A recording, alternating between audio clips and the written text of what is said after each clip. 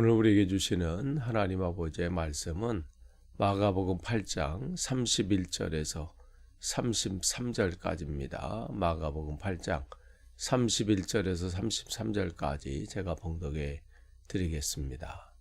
인자가 많은 고난을 받고 장로들과 대제사장들과 서기관들에게 버림바 되어 죽음을 당하고 사흘 만에 살아나야 할 것을 비로소 그들에게 가르치시되 드러내놓고 이 말씀을 하시니 베드로가 예수를 붙들고 항변하매 예수께서 돌이키사 제자들을 보시며 베드로를 꾸짖어 이르시되 사탄아 내 뒤로 물러가라.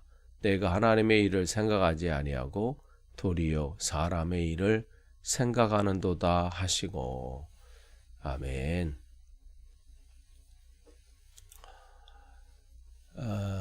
어제 말씀 여러분이 기억하시면요, 주님께서 이제 그의 가르침에 이제 전환점을 맞이하게 되신 거예요.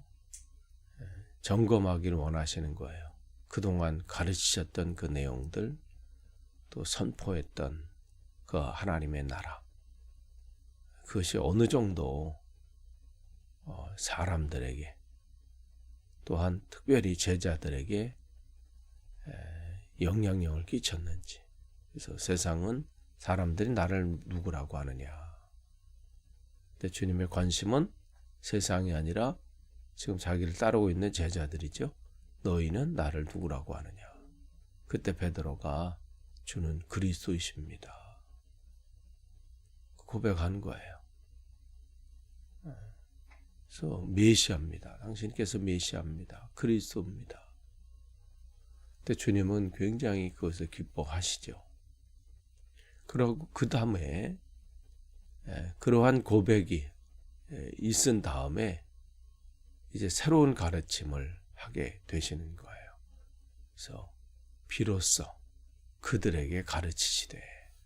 그러니까 이 성경에 보면 두 가지 이 큰 전환점이 나오는데, 주님께서 사단에게 시험을 받으신 다음에 그 다음에 비로소 이제 천국 복음을 전하시죠. 회개하라, 천국이 가까이 왔다. 그 초반에 한 큰 전환점이 있다면 여기서도 마찬가지예요. 그동안과는 달리 비로소 이제 예수님께서 고난 받으실 것과 십자가에서 죽으실 것, 그 다음에 부활하실 것. 그러니까 그동안 제자들이 생각지도 못했던, 들어보지도 못했던 그러한 말씀을 지금 전하시는 거죠. 근데 이 말씀을 전하신 지금 때가 되신 거예요. 근데 그 때는 어떤 때냐면 아무에게나 이 말씀을 전하지 않아요. 그 사람이 준비가 돼야 되는데, 그 준비는 어디서 볼 수 있냐면 그가 진정으로 신앙의 고백을 할 수 있는가. 그냥 따라다니는 사람이 아니고 교회에 그냥 출석만 하는 사람이 아니라 그 마음의 입술로 예수님이 어떠한 분인지를 고백하느냐, 거기에 이제 달라지게 되지요. 지금 주님은 그들의 고백을 들으시고 이제야 이제 비로소 진짜 중요한 것을 가르칠 때가 왔구나, 이걸 아신 거예요. 그래서 그들에게 인자가 많은 고난을 받고 또 장로들과 대제사장과 서기관들에게 버림바가 되어 죽임을 당하고 사흘 만에 살아나야 할 것을 비로소 그들에게 가르치셨다. 그러면서 드러내놓고 이제는 이 말씀을 가르치시는 거예요. 왜냐하면 제자들에게 그동안 그들이 가지고 있던 그 메시아관은 당시의 유대인들이 가지고 있는 그 메시아관과 별반 다를 바가 없어요.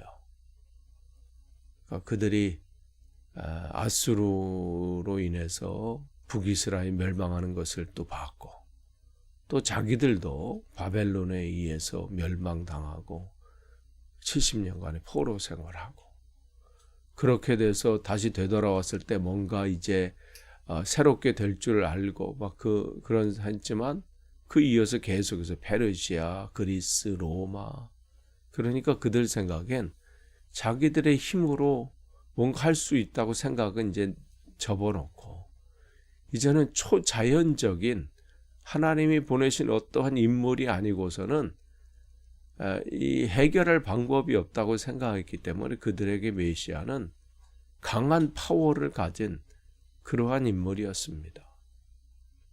그래서 한 번에 회복시키시는,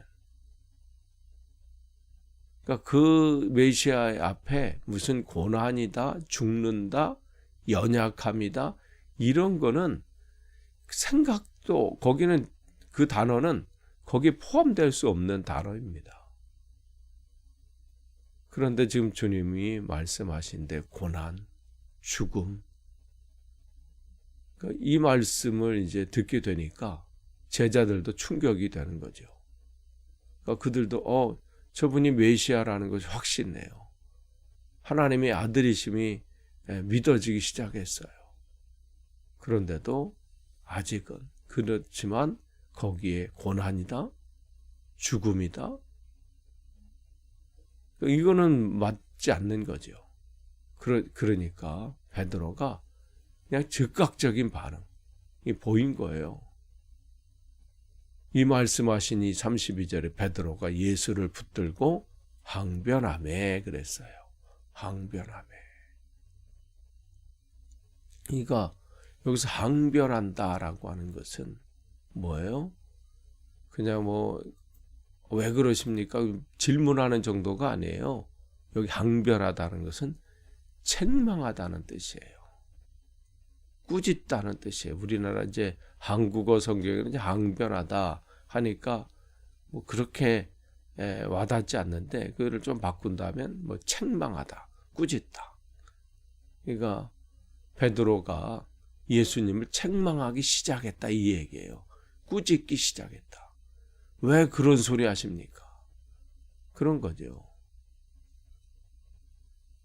우리가 예전에 그랬잖아요. 흰 쌀밥 먹고 왜 헛소리 하냐 이렇게 얘기하는 것처럼, 아니 지금 갑자기 분위기 좋았는데 왜 그러십니까? 만약에 정색을 하고 지금 베드로가 웃고 있는 거죠. 근데 지금 주님의 이 말씀은 주님이 하신 말씀이 아니라 이 모든 것들 속에 이 모든 것은 주님께서, 하나님께서 그의 섭리와 계획 가운데 지금 진행하고 있는 일들, 그 일들을 주님은 지금 말씀하고 계신 거예요. 그러니까 주님의 그 걸음걸음은 본인의 기분에 따라서 바뀌고 이렇게도 하고 저렇게도 하고 그런 분이 아니세요.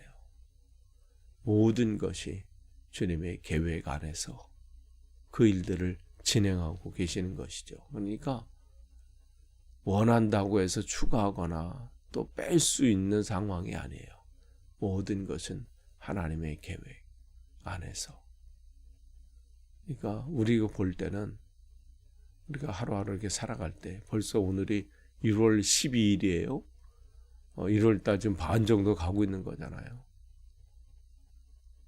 그럼 우리가 한 걸음 한 걸음 나아갈 때 우리가 계획하고 우리가 뭘 진행한 것이 없어요. 모든 것 우리가 하는 것 같지만 모든 것은 어떻게 역사의 주관자이신 하나님께서 진행하십니다. 우리는 그분의 몸이 돼서 그분이 어떠한 뜻을 가지고 계신지 그것을 분별하고 더 잘 분별해서 그 길에 동참하는 것뿐이에요.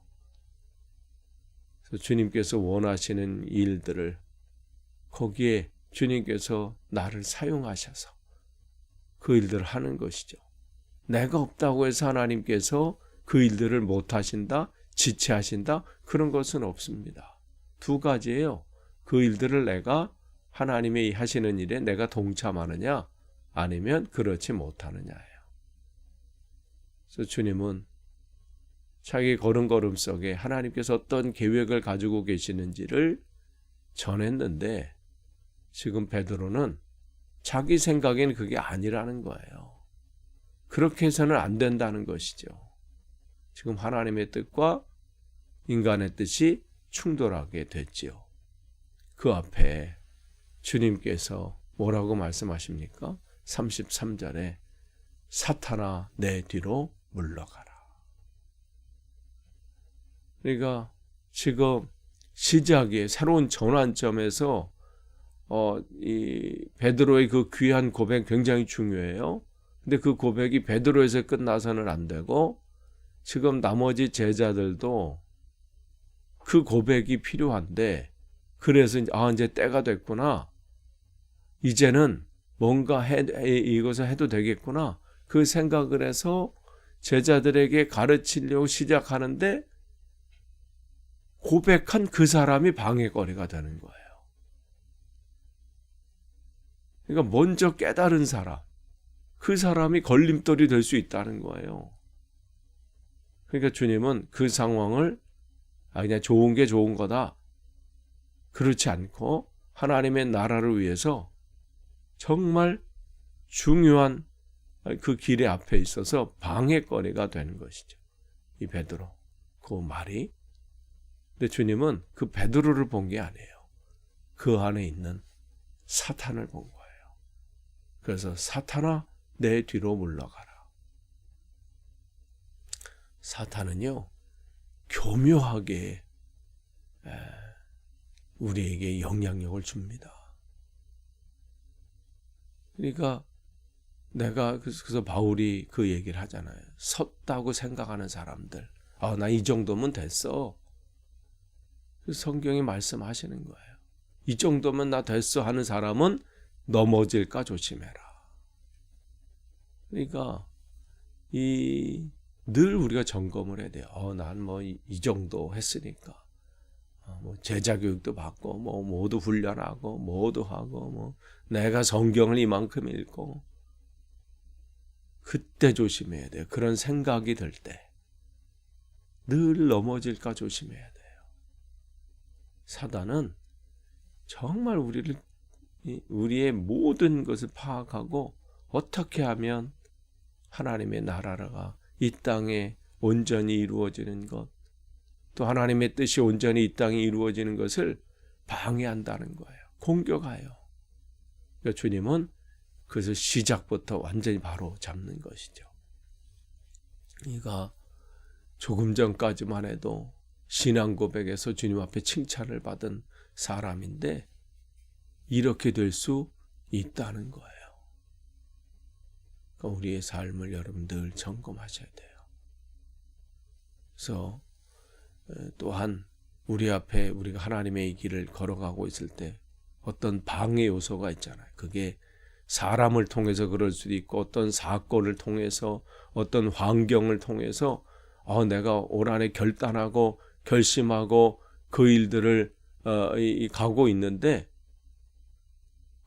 사단이 그 사건이나 환경이나 그 사람을 통해서 공격하고 또 내 마음을 흔들어 놓을 때 거기에 여러분이 무너져서는 안 돼요. 그 앞에 여러분이 대놓고는 또 하면 또 그렇잖아요. 속으로라도 사탄아 물러가라. 내가 하나님의 일을 감당하기를 원합니다 하면서 또 환경 앞에서 여러분이 또 어떤 환경이나 또 처지나 상황이 그럴 때는 선포하시는 거예요. 사탄아 물러가라. 내가 하나님의 일을 하는데 내가 방해할 수 없다. 우리의 마음이 흔들 때가 있잖아요. 결단하고 각오하는 것이 시작하다 보면 또 흔들 때가 있잖아요. 주님은 그 앞에서 단호하셨습니다. 타협하지 않으셨어요. 좋은 게 좋은 거다 하지 않으셨습니다. 왜냐하면 하나님의 이 부활은, 하나님의 이 사명을 감당하는 이 길, 또 부활을 맛보기 위해서는 필연적으로 뭐예요? 고난과 십자가의 죽음이 있어야 되는 거예요. 그래야 부활의 영광을 얻게 됩니다. 사명의 길을 걸어가는 것은 바로 이 고난과 십자가의 길이에요. 근데 이게 걸림돌이 될 때가 많아요. 힘들거든요. 그런데 우리가 하나님의 자녀로서 이 사명을 감당하는 것은 반드시 이 길이 걸어가야 합니다. 그럴 때 우리는 정말 우리가 그동안 맛보지 못했던 놀라운 하나님의 은혜를 체험하게 됩니다. 아무쪼록 올 한해 여러분이 걸어가는 그 길이 내 뜻이 아니라 내 기분이 아니라 하나님의 뜻대로 이루어지고 회복되어지고 새롭게 되어지는 그런 한 해가 되시기를 간절히 축원합니다. 기도하겠습니다. 하나님 감사합니다. 오늘도 주님 말씀을 나눴습니다. 이 말씀을 다시 한번 점검하고 또 내 삶 속에서 다시 한번 확신함으로 이 길을 걸어갈 수 있도록 인도해 주옵소서. 예수님의 이름으로 기도합니다. 아멘.